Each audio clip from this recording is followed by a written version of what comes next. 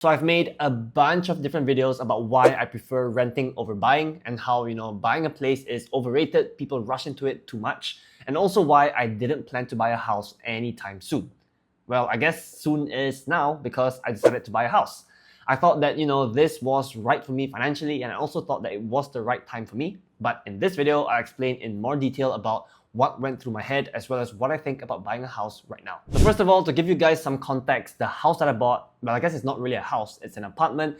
It is a rumah whip in Sri Petaling. It's not like I bought a fancy bungalow in Bukit Tungku or anything like that.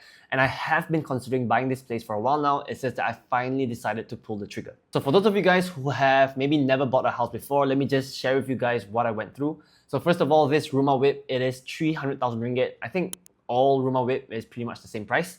I tried to get a 100% loan because I do think getting a 100% loan is the best choice for a mortgage just because interest rates are not that bad.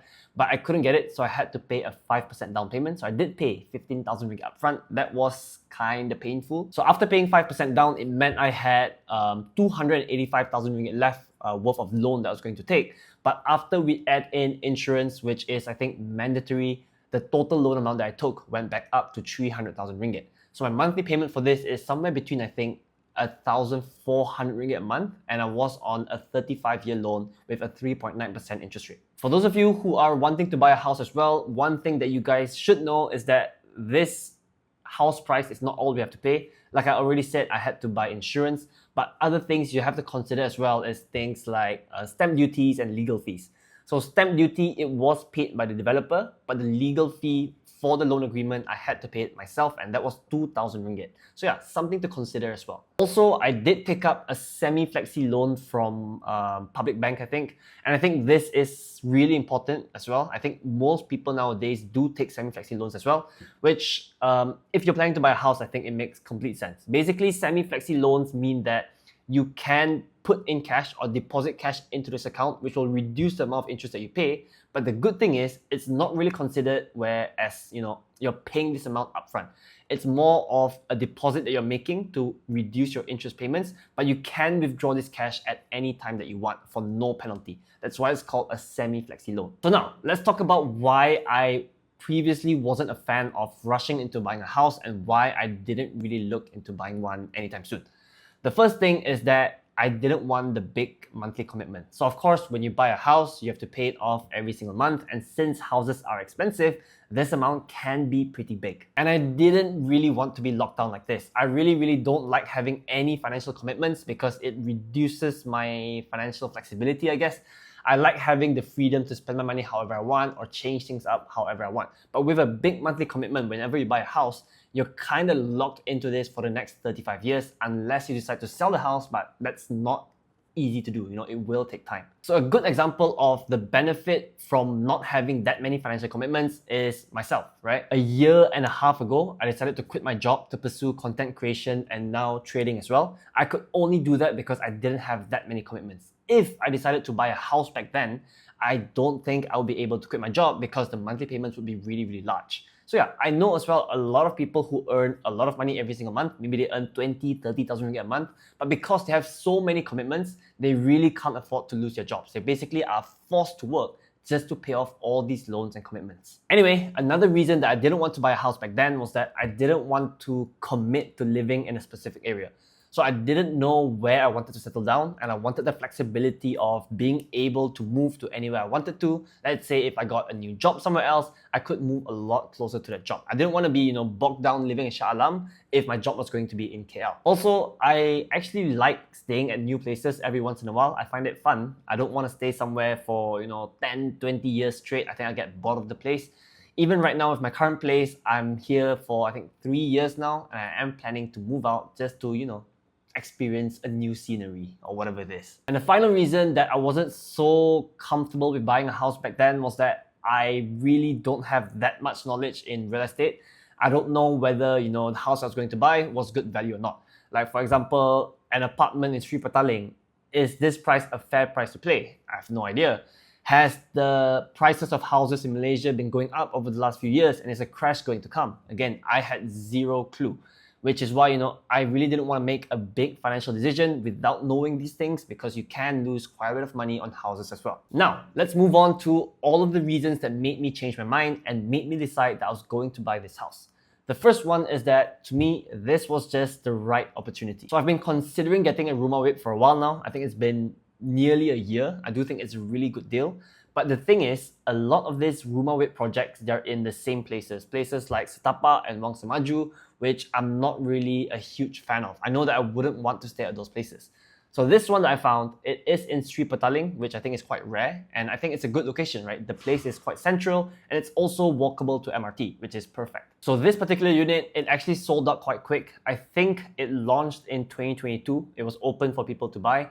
And really, really quickly, the non-Bumi units sold out. I know a lot of people wanted to stay there, and there were only Bumi units left. By the time I was speaking to the agent and stuff like that, he was telling me there was, I think, 20 or 30 units left. So I decided, just go for it. Honestly, this place is not my preferred location to settle down over the long term. It's always super congested, especially the commercial area. There's always a lot of people, there's always a lot of cars. But the affordability aspect of it really helped me push it over the edge and made me decide to buy this place. And all things considered, considering that, it's quite close to the city center and how it's walkable to MRT, I think for someone young like me who is buying my first house, it does make sense. If this place was 700,000 ringgit or a million ringgit, I don't think I would buy it because, like I said, I don't really want to settle down there over the long term. And speaking of affordability, that's actually the second reason that I decided to buy this place. So like I said earlier in this video, I didn't want to have any big financial commitments, and I already decided previously that when I'm going to buy my house, I wanted to buy something that would be okay for the long term. So somewhere where I wanted to settle down and can see myself living there for at least 10, 15 years. To me, for my financial status at least, I'm thinking about a place where the price is around 800,000 ringgit or a million ringgit, maybe even slightly above that. So my monthly payments would be 4 to 5,000 ringgit. Obviously, at this stage of my life, I'm not ready to commit to that. And I didn't want to buy something mid-range, like something 500,000 to 600,000 ringgit. And then, after 5 years, I just don't think I want to live there anymore. So yeah, that was kind of my thinking when it comes to buying a house.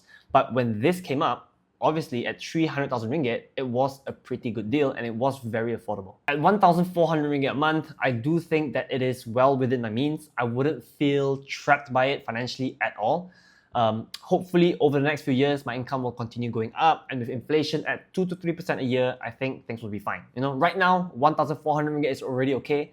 5 to 10 years down the line, it will feel even more affordable than it is right now. So I have to admit that one area where I didn't properly consider previously when thinking about renting versus buying is that obviously when you rent, it will be impacted by inflation and your landlord can decide to increase your rent. And rental units all over Malaysia can also go up simultaneously. Whereas if you buy, your monthly payments are fixed aside from if Bank Negara decides to increase interest rates, which in Malaysia is not very common. So even if, let's say, 2,000 ringgit is quite a considerable amount for me to pay right now, in 10, in 15, 20 years, I will still be paying the exact same amount, 2,000 ringgit a month. Like I said, hopefully with a higher income and with inflation going up as well, this amount of money down the line won't be as painful as it is today. Another good thing about this place being very affordable is that it also helps me solve the concern of not knowing enough about the real estate market.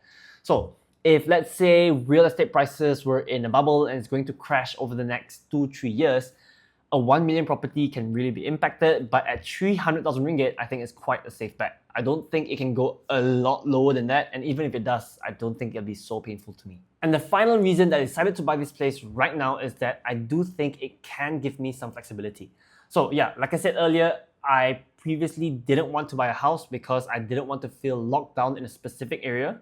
But since this house is pretty cheap, right, 300,000 ringgit, I thought to myself, even if I wanted to move later on, even if I wanted to buy a better place, let's say I'm doing better financially, I could still do it while keeping this house as well, just because the monthly payments are not that high. If I bought a property that was 1 million ringgit, then yeah, of course, I kind of have to stay there because, it's a big portion of my income going to the mortgage payments every single month. But since this one is a low-cost apartment, I could just keep this and buy another house at the same time as well. Another reason that I think that this place gives me the flexibility is that I could rent it out if I wanted to as well. Like I said, it goes back to this being the right opportunity for me. I do think it's a very central area, and it being walkable to MRT surely means that there will be rental demand, right? And at 1,400 ringgit a month, I don't think it would be too difficult for me to rent it out to cover that cost. I don't know if I would be positive on a cash flow basis, but that's not really my goal. As long as I can cover at least a portion of that payment every single month, then that's a pretty good deal. So I also kind of think of buying this place as something like a backup plan, something like a safety net. So my thought process for this at least was that currently I'm paying 2,000 ringgit for my rental unit, and I don't think it's going to get any cheaper. In fact, my landlord might increase my rent after my lease ends.